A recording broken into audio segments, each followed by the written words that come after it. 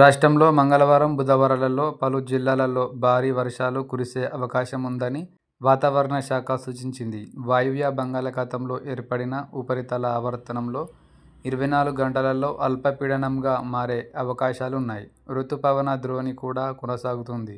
ఈ ప్రభావంతో భద్రాద్రి కొత్తగూడెం, జయశంకర్ భూపాలపల్లి, మహబూబాబాద్, ములుగు, వరంగల్ జిల్లాల పరిధిలో భారీ వర్షాలు, ఇతర జిల్లాలలో ఉరుములు మెరుపులతో కూడిన ఈదురు గంటకు 30 నుంచి 40 కిలోమీటర్ల వేగంతో గాలులతో ఓ మోస్తరు వర్షాలు కురుస్తాయి అని పేర్కొంది. మరోవైపు 5 రోజులుగా వర్షాలు తగ్గుముఖం పట్టడంతో రాష్ట్ర వ్యాప్తంగా ఉష్ణోగ్రతలు కాస్త పెరిగాయి. ఆగస్టు చివరి వారానికి చేరుకున్న తెలంగాణలోని 10 జిల్లాలలో లోటు వర్షపాతం కొనసాగుతుంది. దీంతో పాటు రాష్ట్ర సగటు శాతం కూడా తగ్గుతూ వస్తుంది. ఈ నెలలో కురిసిన అతి భారీ వర్షాలతో 18వ తేదీ నాటికి రాష్ట్ర సగటు సాధారణం కన్నా 14% అధికంగా నమోదైంది.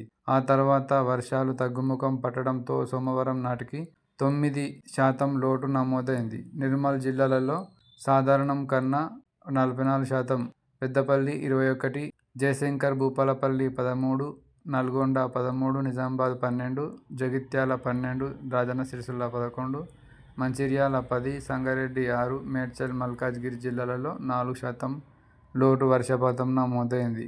ఎస్వి ఛానల్ను లైక్ చేయండి, షేర్ చేయండి, సబ్స్క్రైబ్ చేయండి.